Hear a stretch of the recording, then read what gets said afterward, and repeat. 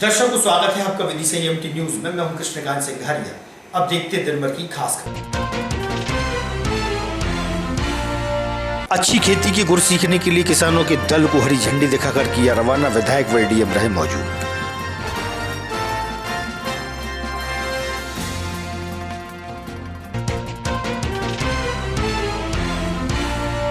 मिर्जापुर क्षेत्र में पिकअप वाहन की घेराबंदी कर पकड़ा गौ तस्करों को। 12 से 14 मवेशी भरे थे लोडिंग वाहन में।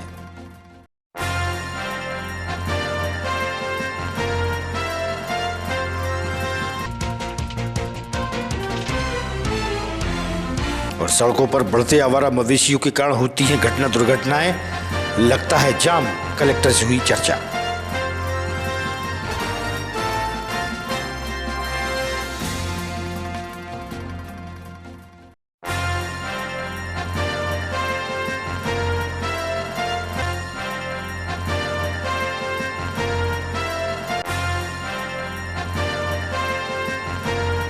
अब खबर विस्तार से।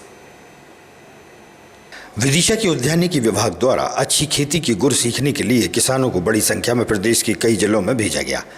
किसानों के दल को रवाना किया गया। इस मौके पर एडीएम अनिल डामोर व विधायक मुकेश टंडन द्वारा किसानों के वाहन को हरी झंडी दिखाकर रवाना किया।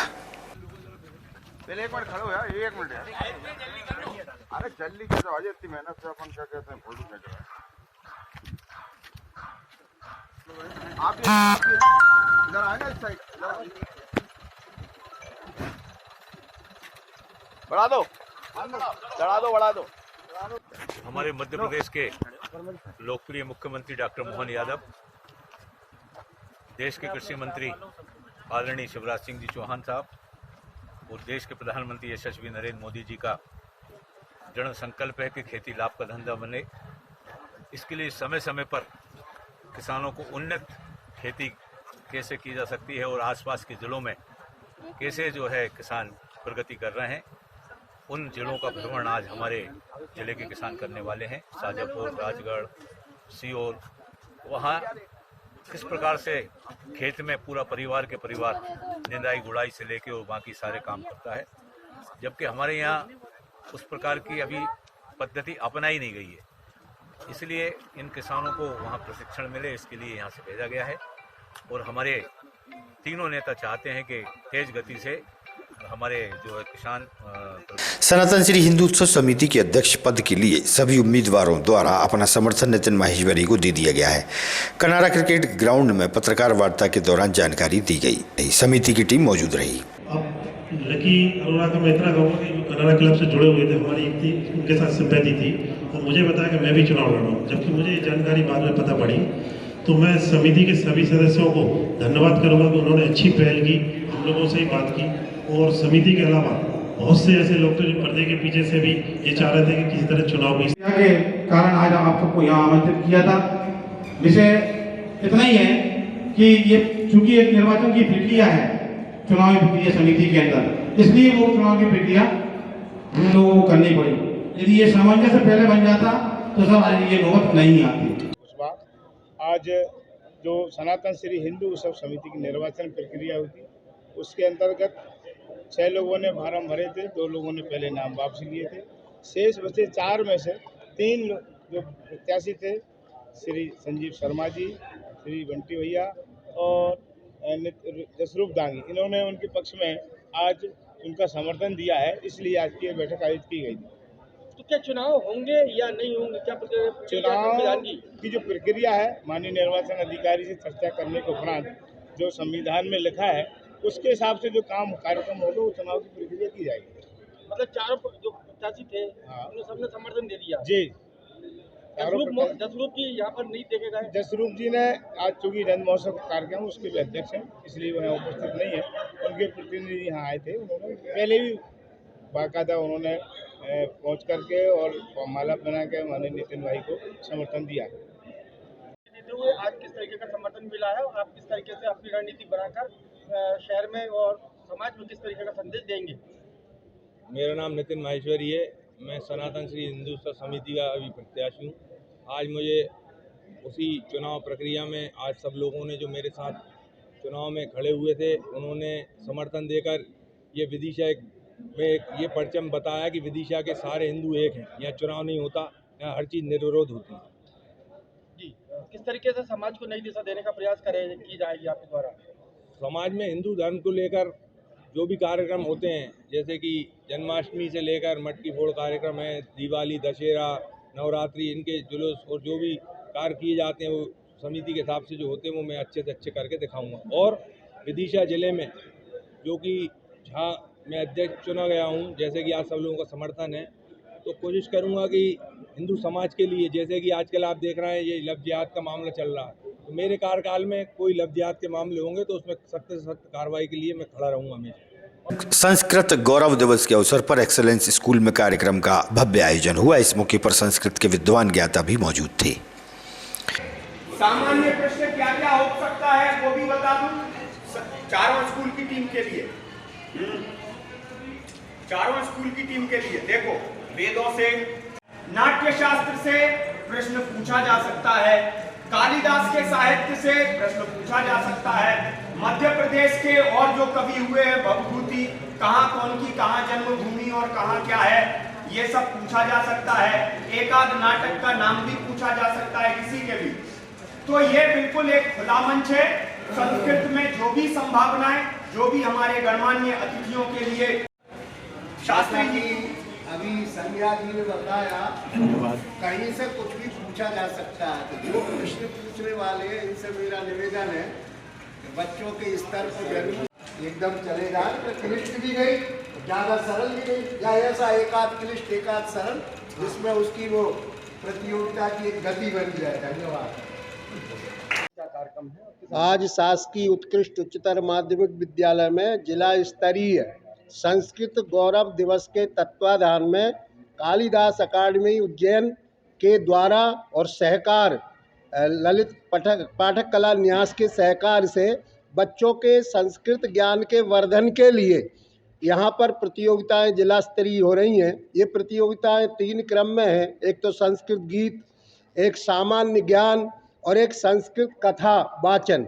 तो इन सभी को कालिदास अकादमी के द्वारा संस्कृत गौरव दिवस जब 30 और 31 को मनाया जाएगा, नगद पुरस्कार से सम्मानित किया जाएगा और पुरस्कार राशि भी बहुत अच्छी रखी जाती है बच्चों के स्तर से। तो बच्चों में बड़ा उत्साह है और इस पूरे कार्यक्रम का जो बच्चों का प्रतियोगिता होती है, शासकीय उत्कृष्ट विद्यालय समन्वय संस्था है, पूरे जिले के बच्चे यहाँ भाग लेते हैं। अलग अलग विधा के विद्वान यहाँ पर निर्णायक के रूप में उपस्थित होते हैं। प्रति प्रतियोगिता में निर्णायक भी पृथक पृथक होते हैं। मेरा नाम रौनक यादव है। यहाँ पर संस्कृत गौरव दिवस के उपलक्ष्य में हम सभी एकत्रित हुए हैं और यहाँ पर छात्रगण भी बहुत ज़्यादा उत्साहित हैं सारी प्रतियोगिताओं को लेकर, जो कि अलग अलग विधा में हैं।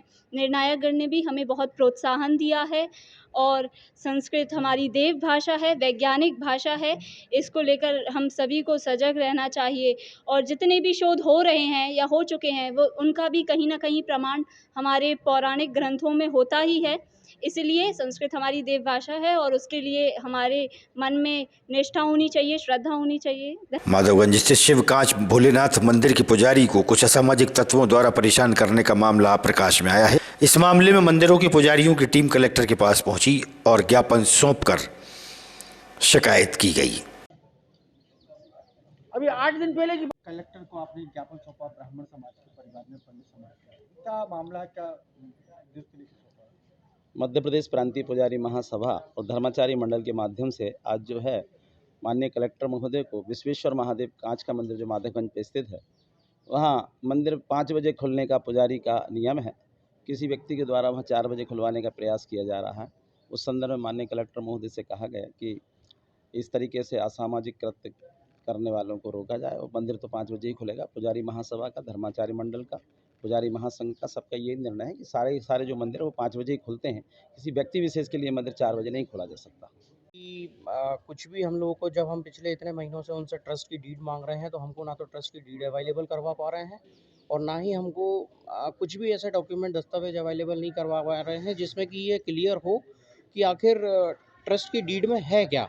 और मंदिर के पीछे की भी जो 16 दुकानें हैं उसका भी उसका जो स्वामित्व तत्व है वो नगर पालिका के पास है। कागज़ के अनुसार जो उस समय जो मंदिर का जो जिन्होंने बनवाया था, जिन्होंने उसकी लिखा पढ़ी करी थी, उसके अनुसार 16 दुकानों में से 2 दुकानें मंदिर की हैं और 14 दुकानें नगर पालिका की हैं, जिसके कागज़ पंडित जो पुजारी जी हैं श्री शशि मोहन जी आचार्य, उनके पास सुरक्षित हैं। अगर शासन मांगेगा तो वो उनको प्रस्तुत किए जाएंगे। अभी किस संबंध में कलेक्टर को ज्ञापन दिया? अभी हमने इस संबंध में ज्ञापन दिया है कि अभी ये हो रहा है कि एक व्यक्ति विशेष या ये दबाव बनाया जा रहा है कि मंदिर 4 बजे खोला जाए, जबकि नियम है 5 बजे खोलने का।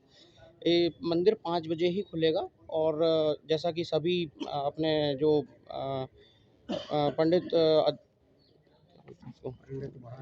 पंडित महासंघ जी का जो आदेश है और जो नियम अनुसार मंदिर 5 बजे ही खोला जाएगा। अभी हम 20 तारीख से मंदिर 5 बजे ही खोल रहे हैं। श्रावण मास में 4 बजे खोला था, श्रद्धालुओं की श्रद्धा देखते हुए। शहर में लगातार बढ़ रहे सड़कों पर आवारा मवेशियों की संख्या के कारण सड़क पर दुर्घटनाएं बढ़ती जा रही हैं। वहीं आवागमन भी प्रभावित हो रहा है। इस संबंध में कलेक्टर रोशन कुमार सिंह से हुई चर्चा।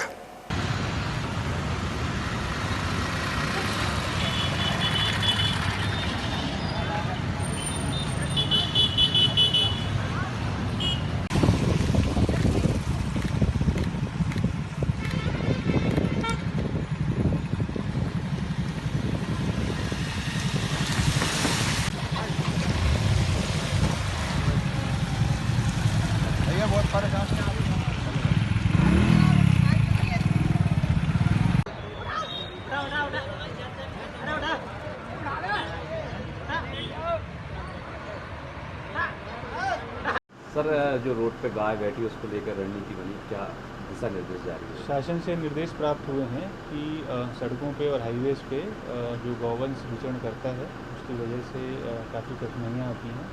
उसके पालन में पूरे ज़िले में सभी जगहों पे जो सड़कों पे गौवंश है उनको सकुशल गौशालाओं में पहुंचाने का काम चल रहा है।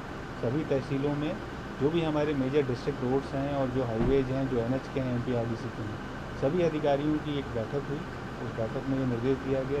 उस बैठक में SP साहब, PWD, MPRDC, NH सभी अधिकारीगण थे और एक ज्वाइंट तरीके से एक कार्ययोजना बनाई गई कि वाहनों की व्यवस्था हो, गौशालाओं की व्यवस्था हो और उनको जहाँ पे भी सूचना आती है डायल 100 के माध्यम से, अन्य माध्यमों से, तो उस निराश्रित गौवंश को सकुशल गाड़ियों में बैठकर गौशालाओं में वहाँ पहुँचाना और उनके भोजन की और अन्य इलाज वगैरह की व्यवस्थाएं सुनिश्चित कराने निर्देश दिए गए। उसके तारतम्य में पूरे ज़िले में इस तरीके का जो कार्य है वो चल रहा है और जिससे निश्चित रूप से सुधार देखने में भी आ रहा है और आगे और इस पर कार्य जारी रहेगा। सर, कई गौशालाओं में गाय नहीं रखी हैं, खाली पड़ी हैं, उनके लिए क्या?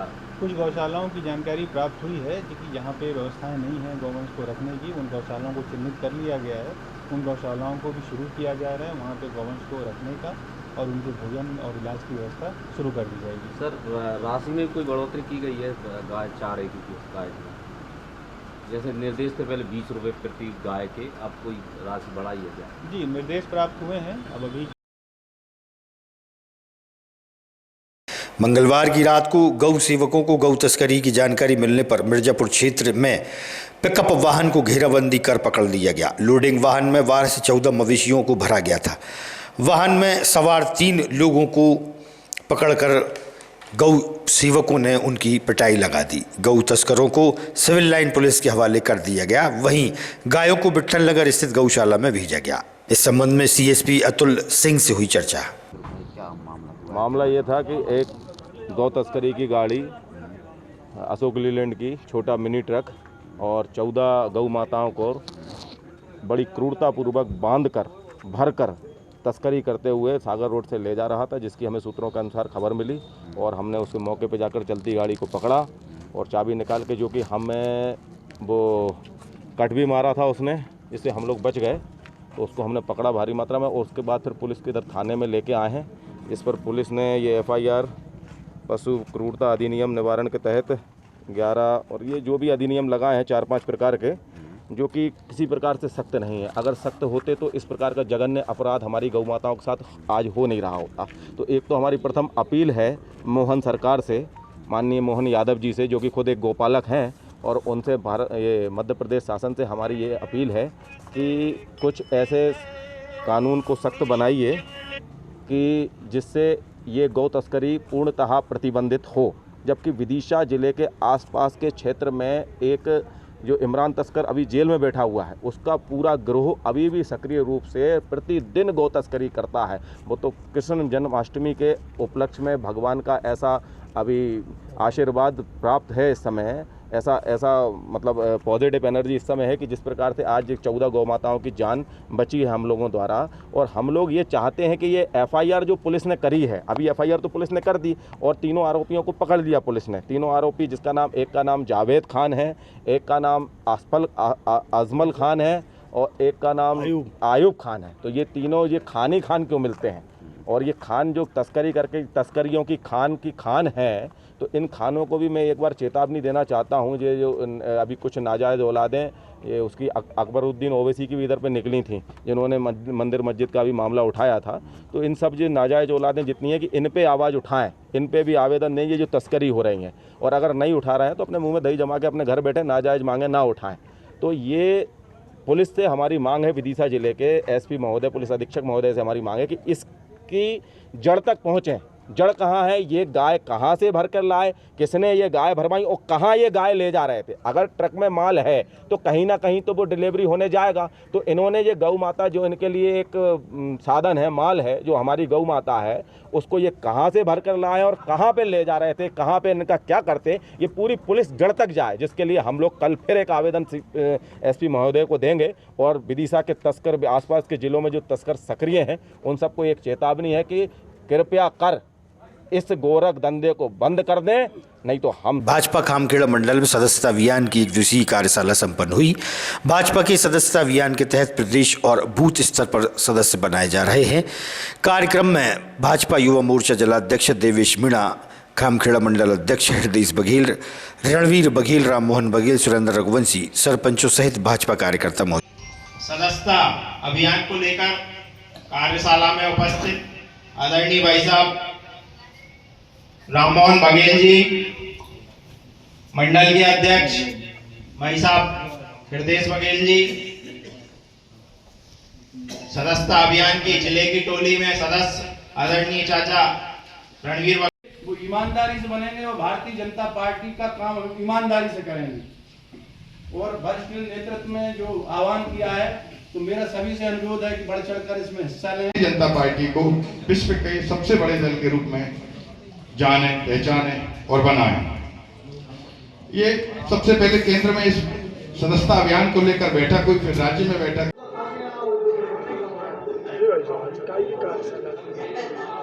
आज जो सदस्यता अभियान की हमारी कार्यशाला, जिसमें जिले स्तर की पहले हो चुकी, आज 27 तारीख को खामखेड़ा में जो हमारी कार्यशाला रखी गई। इसमें हमारे जो मंडल है उसमें 5000 नए सदस्य बनाने का सभी कार्यकर्ताओं को लक्ष्य दिया है। और हमें आशा ये है कि सभी हमारे जो कार्यकर्ता है मिलजुल कर काम करेंगे तो हम 5000 के लक्ष्य को पार कर जाएंगे। आज भारतीय जनता पार्टी खामखेड़ा मंडल की सदस्यता अभियान को लेकर के कार्यशाला रखी गई, जिसमें हमारे जिला सदस्य आदरणीय भाई साहब रणवीर सिंह जी, युवा मोर्चा के अध्यक्ष देवेश मीणा जी, हृदय बघेल जी मंडल अध्यक्ष, वन विकास निगम के उपाध्यक्ष हमारे राम मोहन जी के सानिध्य में ये कार्यक्रम हुआ। सभी पोलिंग बूथों से कार्यकर्ता पधारे और सबने ये संकल्प लिया कि हम अपने लक्ष्य को मिलकर के पूरा करेंगे और भारतीय जनता पार्टी के अभियान को सफल बनाएंगे। पर सभी बूथ स्तर के कार्यकर्ता और शक्ति केंद्र के प्रभारी के रूप में हमारे जिला की टोली जो अभियान को लेकर हम सबको इस अभियान में कैसे क्या काम करना है, और जो लक्ष्य प्रदेश ने 1.5 करोड़ का लक्ष्य लिया है, उसमें एक साथ एक तारीख को 1.5 करोड़ लक्ष्य हम सबको मिला है। तो पूरे हम सब प्रदेश का जो लक्ष्य है उसको पूर्ण करने के लिए खामखेड़ा मंडल भी आज यहाँ बैठक आयोजित की गई है। हम सब इस लक्ष्य को पूर्ण करेंगे और देश का विश्व की सबसे बड़ी पार्टी बनाने में हम सब योगदान देंगे। माधवगंज क्षेत्र में नंद महोत्सव धूमधाम से मनाया गया। शहर के कई स्थानों पर मटकी फोड़ का आयोजन हुआ। इस दौरान बड़ी संख्या में धर्मप्रेमी महिलाएं और पुरुष भी शामिल रहे। झूमते नाचते हुए नंद महोत्सव नगर में धूमधाम से मनाया गया।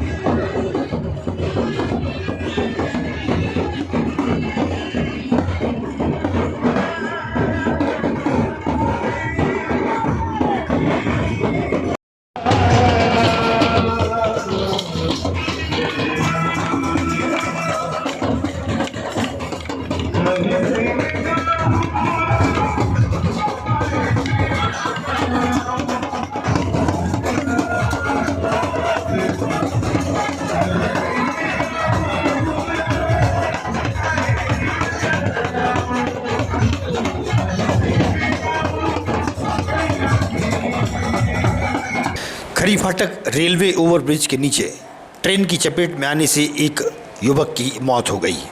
जीआरपी द्वारा मामले को संज्ञान में ले लिया गया है।